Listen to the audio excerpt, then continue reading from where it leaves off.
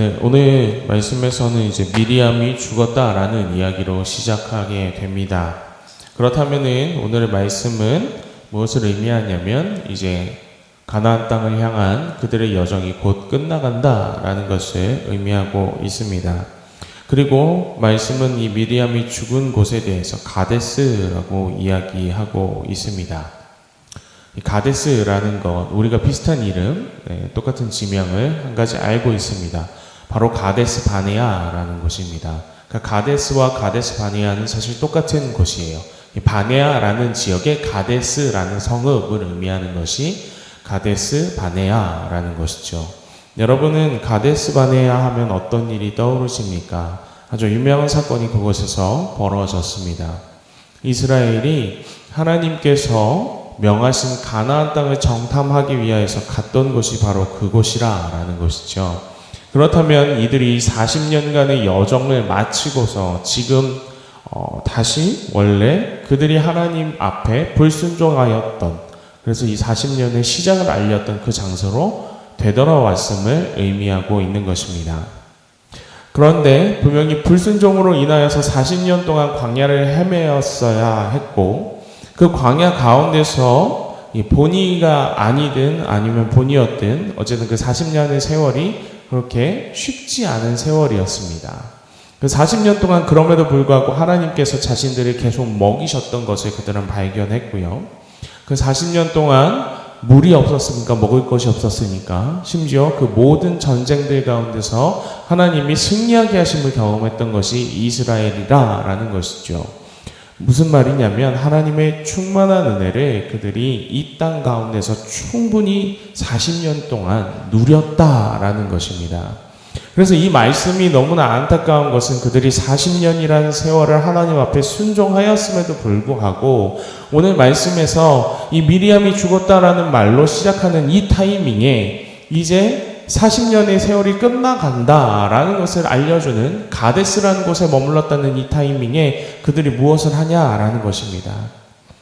그들은 여전히 하나님 앞에 불평과 불만을 쏟아내고 있는 것이지요. 무엇 때문에 그렇습니까? 목마름 때문에 그렇습니다. 그러니까 먹고 사는 문제가 여전히 우리의 인생에 있어서, 이 이스라엘 사람들의 인생에 있어서 중요한 부분을 차지하고 있었습니다. 그런데 그들이 40년 동안 경험했어야 하는 것은 무엇이냐면 먹고 사는 문제뿐만 아니라 자신들의 생명을 주관하는 전쟁과 같은 무서운 문제들까지도 모두 하나님께서 해결하셨다라는 거예요. 그럼에도 불구하고 40년이 지났는데 그들은 여전히 이 자신의 먹고 사는 문제에 대해서 하나님 앞에 내어놓지 못하고 있는 것입니다. 여전히 똑같은 불만을 하고 있는 것입니다. 사실 오늘 이 말씀에서 나오는 불평과 불만은 그들이 하나님과 정식으로 계약을 맺기 이전의 모습과 너무나 똑같이 닮아 있습니다. 그들이 하나님과의 언약을 맺기 위하여 시내 산으로 향할 때, 그때 이들이 하나님 앞에 던졌던 불순종의 모습들이 무엇입니까? 애굽 땅에서는 우리가 먹고 싶은 대로 마음껏 파든 마늘이든 고기든 마음껏 먹고 목마를 걱정도 없었는데 하나님께서 오늘 이 광야에 나와서 우리를 다 죽게 만드는도다. 차라리 애굽 땅에 있었다면, 거기에서 죽었다면 좋았을 뻔하였다라는 것이 이들의 불만이었다라는 것이죠. 근데 오늘 말씀을 보면 그들은 똑같이 불만하고 있는 거예요. 차라리 애굽 땅에 있었다면, 차라리 그 땅에서 그냥 나오지 않고 죽었다면 그것이 더 좋을 뻔하였다라는 것입니다.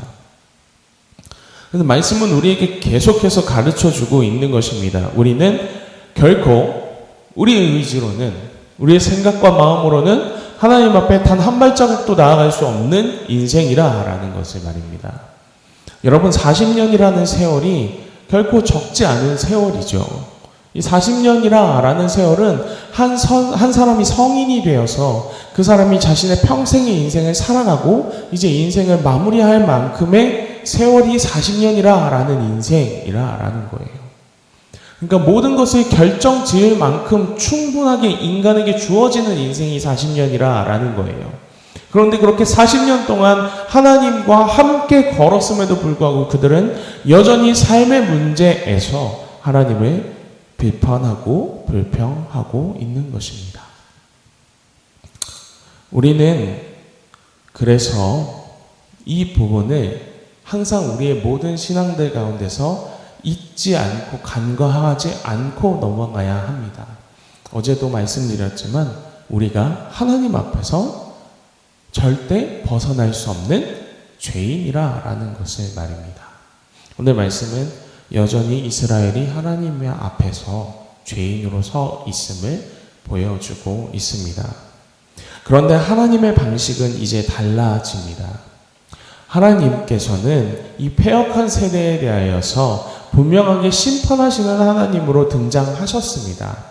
여러 사건들 가운데서 하나님께서는 계속 그들을 가르치는 방법으로 그들을 심판하셨습니다.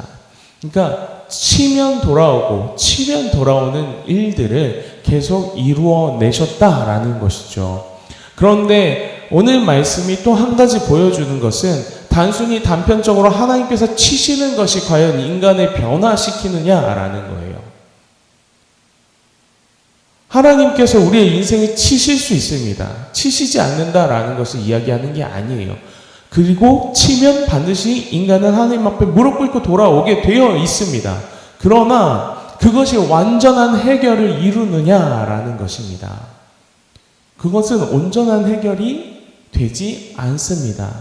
단지 이와 같은 것이죠. 자꾸만 엇나가는 양을 지팡이로 때려서 다시 원래 자리로 돌아오게 할 뿐, 이 양이 아직 걸어가야 할 길들은 계속 남아있는 것이죠. 어쩌면 오늘 말씀은 그렇게 매번 변하는 우리에게 새롭게 대하고 하시는 하나님의 또 다른 뜻들을 발견하게 하는지도 모릅니다. 이 구약에서, 신약에서는 우리가 아가페라는 단어로서 하나님을 설명합니다.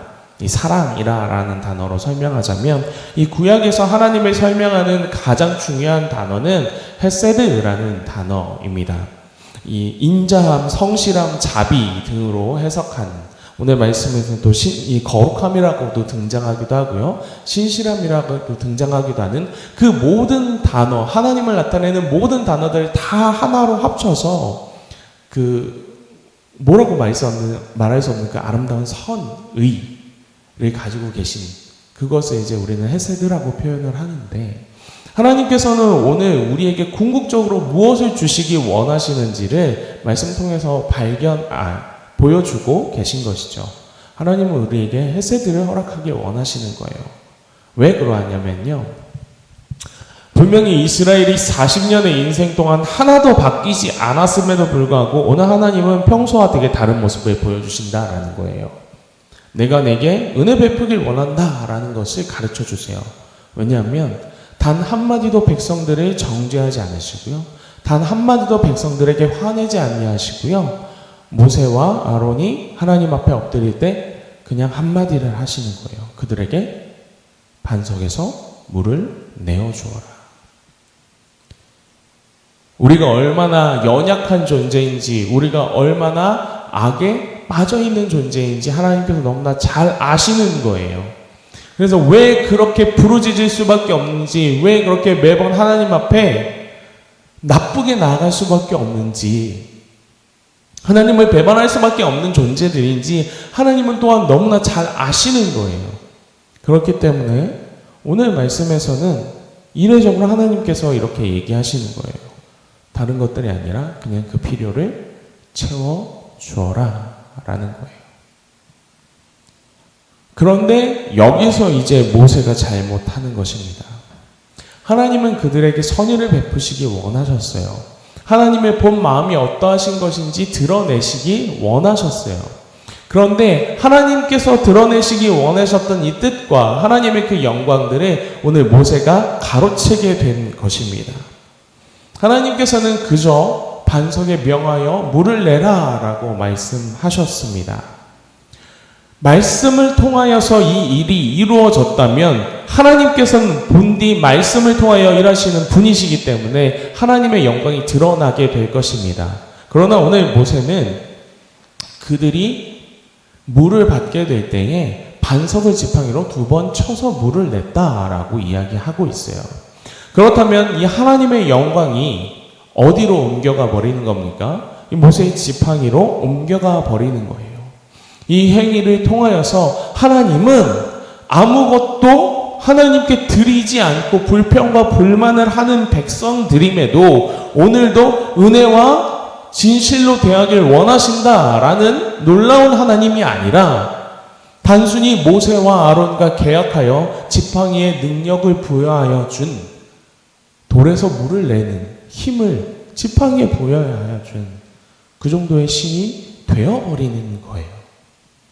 그리고 또 오늘 하나님의 뜻과 정반대로 모세가 행한 것이 무엇이냐면 하나님은 그들에게 선대로 하시기를 원하셨는데 이 모세는 그들을 향하여서 뭐라고 이야기하였습니까? 이 반역한 자들이라고 그들을 정죄합니다. 그리고 그들에게 우리가 물을 내랴라고 이야기합니다. 이 말은 무슨 말이냐면 이스라엘을 정죄하는 거예요. 네. 하나님 앞에서 이스라엘을 정죄하는 거예요. 그리고 그 정죄의 말들 가운데 은연중에 누구를 드러내고 있는 거예요? 나를 드러내고 있는 거예요. 그러니까 나는 이스라엘 중에 있지 아니합니다. 하나님이라는 것을 하나님 앞에 또 은연중에 드러내고 있는 것이 오늘 모세의 모습이라는 거예요. 하나님, 나는 이들과 같지 않습니다. 하나님, 나는 이들처럼 물로 불평하지 아니하였습니다. 하나님 앞에 배반하지 않았습니다. 이 백성과 나는 다릅니다. 라는 것입니다. 그러면서 자기 혼자 하나님 편에 서서 그들을 하나님의 이름으로 정죄하기 시작하는 것이죠. 너희는 하나님께 반역하고 패역한 백성들이고 너희들은 하나님께 물밖에 요구할 줄 모르는구나 라고 이야기하는 것이 모세의 오늘 이 주장이라는 것이죠. 여러분, 근데 이거는 교만 아닙니까? 말씀이 계속 우리에게 가르쳐 주시는 본질은 사람은 하나님 앞에서 정직할 수 없다라는 거예요. 선할 수 없다라는 거예요. 완전할 수 없다라는 거예요. 온전한 의를 행할 수 없다라는 거예요. 그런데 모세는 자신은 마치 그렇게 살아온 것처럼 하나님 앞에 나아가는 거예요.